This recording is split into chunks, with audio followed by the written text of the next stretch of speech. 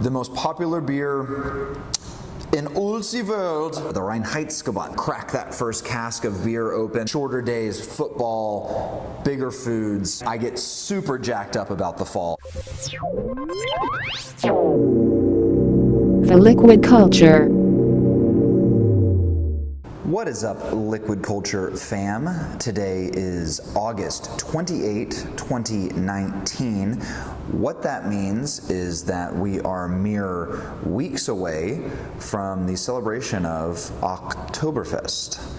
So because of that, what I wanted to do today on this episode of the Liquid Culture is to get a little bit into the Germans and the German lagers. Talk a little bit about the difference in German lager styles, kind of highlight some differences in lagers versus ales, talk a little bit about the history of Oktoberfest to start getting you guys amped up for your Oktoberfest celebration. So for those of you out there who are I'm assuming most of you have heard of Oktoberfest, but you might not really be sure where it came from, what it means, all that kind of good stuff. And a lot of you actually might not even be aware that a lot of Oktoberfest, and the majority of Oktoberfest, is actually celebrated in the month of September. So Oktoberfest was the first Oktoberfest. Took place back in the 16th century. It was initially a wedding, big royal wedding that ultimately the party for the wedding was so kick-ass that they decided to make it an annual tradition and continue to hold this weeks-long festival in Germany, and in particular in the Bavaria state of Germany. And what really, the spirit of Oktoberfest, although it started as a wedding, it really kind of became a celebration of the drinking of fresh beer, and I'll tell you why. So in 1553, a law was enacted in Germany that stated that no beer was allowed to be brewed during the summer months. They set it between certain days, religious calendar days, but essentially what that equated to was no beer brewing in the summer months because of the heat. You couldn't really maintain that temperature that you want to get during a good clean lagering of your beer, and a lot of really bad beer was coming out of the beers that were brewed in the summer. So what Oktoberfest really kind of turned into was a lot of beer was brewed in March. We're going to get into talking about Märzen beers brewed in the month of March to kind of hang out and rest and wait until September, when that ban was lifted and fresh beer could be drank, new beers could be brewed, but it ended up being something where a lot of celebration was done to kind of crack that first cask of beer open that was brewed in March and enjoy it. So where we're going to start, guys, is we're going to the light end of the spectrum, and we're going to go light to dark. So we're going to start by talking about Pilsner. But what I guess I should probably mention before talking about Pilsner is talking about lager beer in general. So something that's actually really easy to wrap your mind around, but that a lot of people don't really know, is when it comes to beers, you really have two types of beer. You have ales and you have lagers.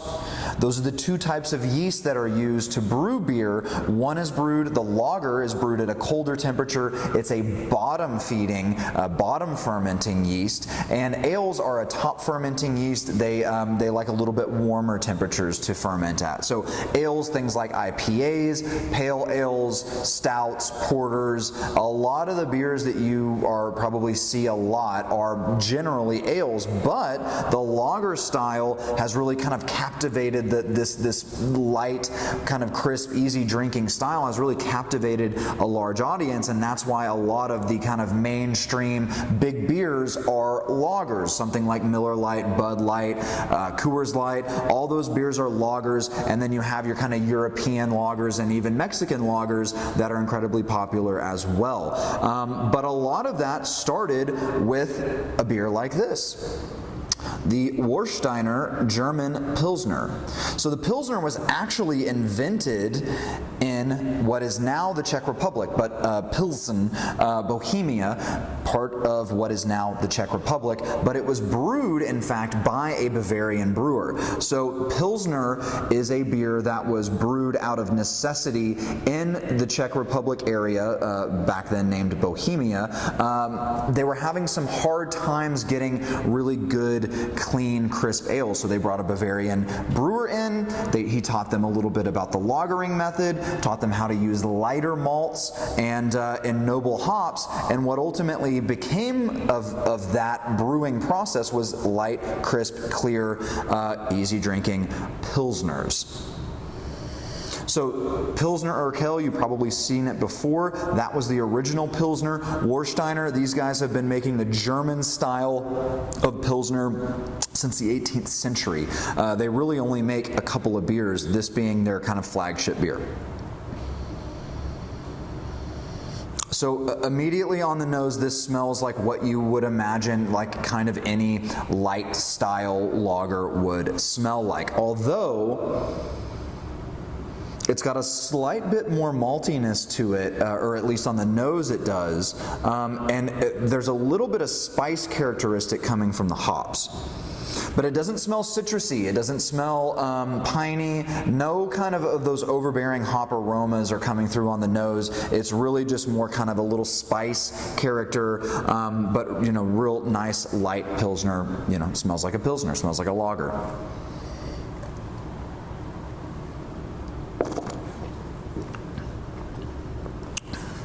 So nothing really of note here, guys.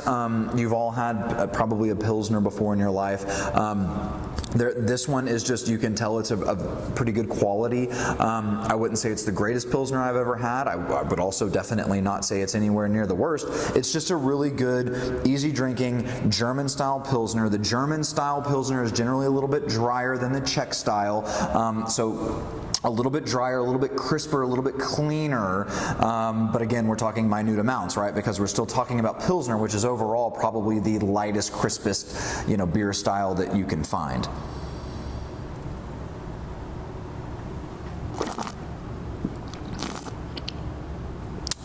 Pretty damn tasty, guys. Pretty good start.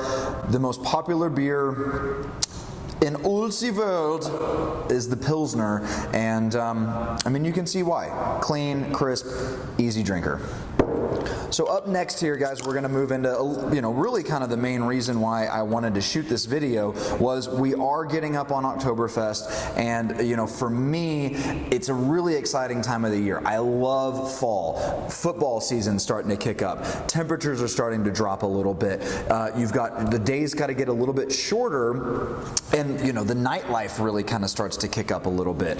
We're getting into this kind of fall time of year, and anytime you're really kind of starting to ease into that kind of end of August, early September, you go to the grocery store, what do you see? Stacks and stacks of Oktoberfest beer. This is from Spaten, one of the kind of older breweries in Bavaria. You can see the nice Bavarian flag, that kind of checkered blue and white flag that is the Bavarian flag, and that's really the flag that you'll see during all of Oktoberfest celebrations.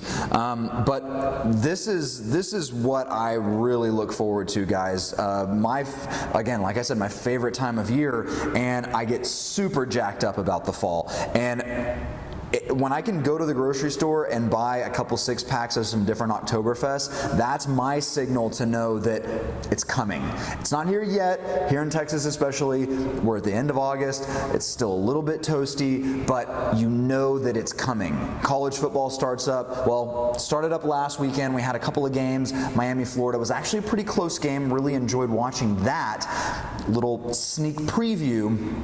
But this weekend is kind of the official start of college football, and when you start seeing Oktoberfest, you start seeing college football, fall's on the way. This is a Marzen style Oktoberfest, so you can see we've definitely increased the color. of the beer here from the Pilsner. So we're talking about Spaten. I need my notes here, guys. We've got a lot of, the Germans are all about dates and numbers and facts and figures. So a lot of interesting stuff surrounding the history of German lagers. But Spaten, they have been around since the 14th century, guys. There's history, or there's written history of the Spaten brewery making beers since the 14th century.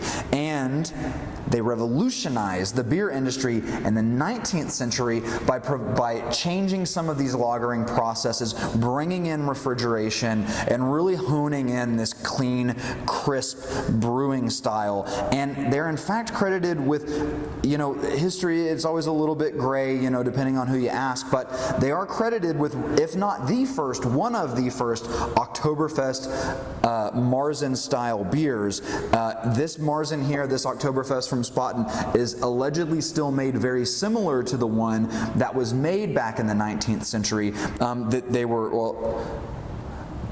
maybe not necessarily the 19th century. I got to check my facts on that. But whichever beer they started brewing to put into Oktoberfest in this Marzen style, which was a change. It started out as kind of the lighter Festbier that they would serve at the Oktoberfest, but that Vienna style with those darker malts, those Munich and Vienna malts, that you get that beautiful color from, and that kind of roasty, fuller body on the palate. That's what really is kind of now known as Oktoberfest, is this Marzen style beer.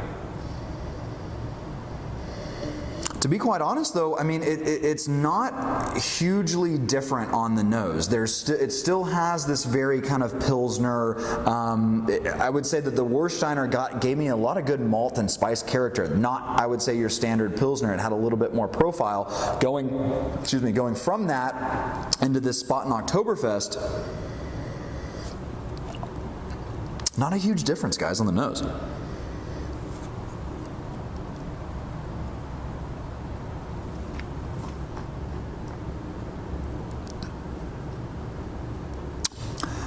Definitely bigger on the palate, though. There's more caramel, roasted kind of malt character on the palate. Definitely makes me think about cooler temperatures outside. Bigger foods, things like, pretzels, dipped in cheese sauce, and, sausages and sauerkraut and schnitzels and, big, rich, hot German potato salad, which I love, cabbage, stewed red cabbage.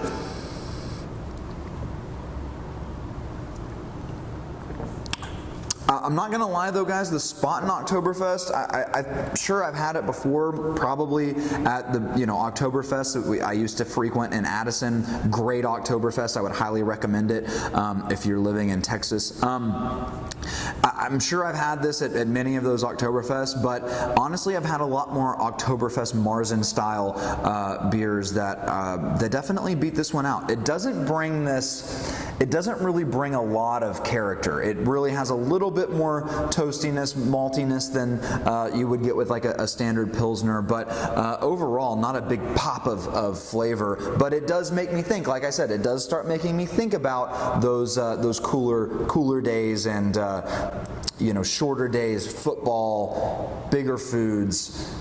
I'm getting excited, guys. I don't know if you can tell, I'm getting really excited about the fall, favorite time of year.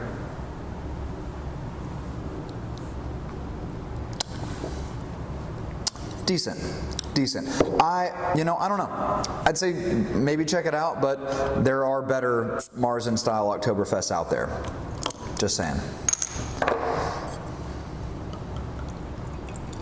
So we're moving from the Oktoberfest. I wanted to, like I said, the whole point of this was to get, talk about Oktoberfest a little bit, get people excited about the fall. But I wanted to talk a little bit about German lagers and the different styles.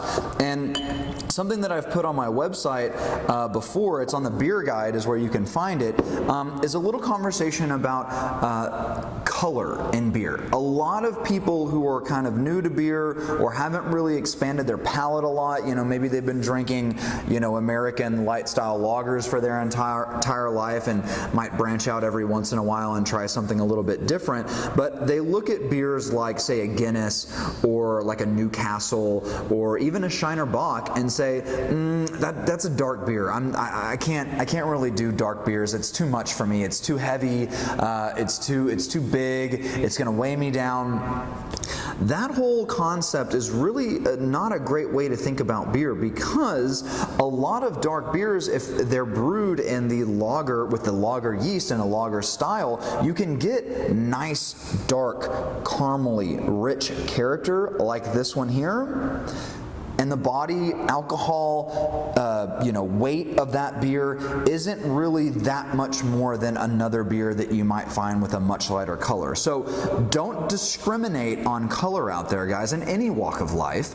But when it comes to beer, you definitely don't want to look at a beer like this Hofbrau Dunkel and think that's going to be a really heavy beer. That's not something I can really handle right now, because oftentimes it's not the case.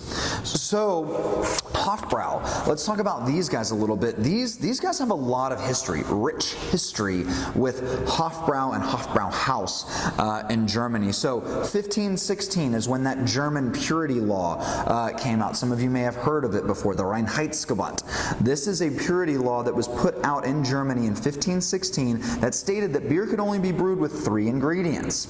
So that was a little bit before the time in which the law was made in which beer could only be brewed or could not be brewed in the summer months. That was enacted a little bit later. This one preceded that and made beer only, brewers only able to use 3 ingredients: malt, hops, and water. In fact, yeast wasn't even included until later, when they realized that yeast was a big part of the brewing process. That happened in 1516. Duke William V decided in 1589 that, man, the German government really kind of screwed us here, guys. We're having to make our beers with only these 3 ingredients, and sometimes that's a good thing, but other times it's not, and we're having to import a lot of beers from other places, and it's really expensive. We're going to create our own brew house in which we are going to make the best beers in Germany and not have to worry about any sort of excess cost from importing beers from other places. So that was when the Hofbrauhaus was created there in 1589. So it served as this kind of meeting place. People would come, they would revel, they would drink beers, they would eat, they would, have fun with their friends. But it was also a place of a lot of political meetings. A lot of big government heads, important people of Germany would come to the Hofbrauhaus and have their meetings, drink their beers. But in 1944, World War II came along, damaged the Hofbrauhaus. They had to rebuild that sucker. 1949, the first Oktoberfest that had happened since the war ended, and it wasn't until 1952 that Hofbrau München, not Hofbrauhaus, but Hofbrau München, the company of the Hofbrau brewery, started reappearing at Oktoberfest with their own beer. This beer is not that beer. This is a Dunkel. This is in fact one of the original kind of styles of German lagers. Darker color, that was back before they had the technology to do lighter, more restrained malts, brewed in a very kind of rustic way, but still used or fermented in those colder temperatures in the beer cellars, to where you ended up with a nice kind of still kind of crisp and clean. Not back then, really. That was around the time where they were trying to kind of figure some stuff out and make the beers a little cleaner. But the Dunkel has evolved since then, and now you have this nice, clean, dark, roasty lager. So this one, again, not really expressing a ton on the nose in terms of overall difference. I would say that between these 3 beers, once we cut the camera off here today, I'm going to line them all up next to each other and see if I can't really pick something out. But all 3 of these beers kind of have a very similar nose to them.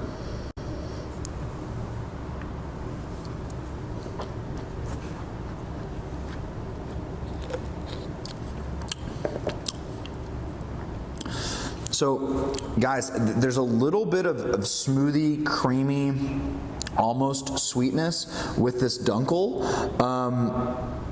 But I wouldn't call it any heavier or bigger than either of the first two beers.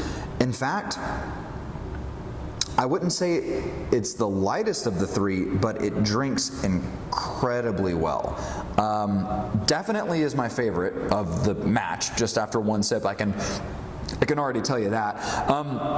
But it's one of those that kind of fits into that. Do not judge a book by its color when it comes to beer, because this beer, while darker than the first two, is drinking incredibly smooth and easy. A little bit of malt character, but this guy is really making me think about the fall. I'm really enjoying the kind of roasty, creamy palate that's doing this kind of like, it hits you like with these little kind of roasty notes, but then it gets smoothed out. Very creamy, very easy to drink. Not a ton of hop on any of these beers, definitely not with this one. This one's all about the malt. It's all about the mouthfeel. Really tasty. A great transition beer from going into the summer to fall.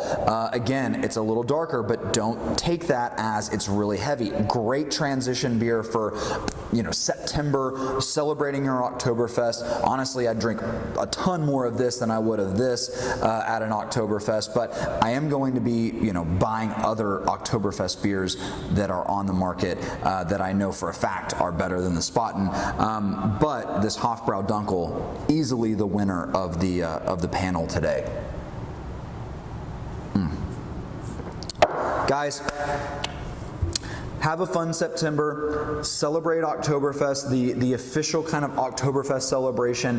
It starts in September, kind of mid to end, the end of September. It lasts for 2 weeks, goes until that first Sunday in October. So celebrate your Oktoberfest. Hit up your local Oktoberfest, wherever that may be. I know here in Fredericksburg, we've got a killer one. If you're up in Dallas, check out the Addison Oktoberfest. Drink some German lagers and eat some schnitzel and have a good time, guys.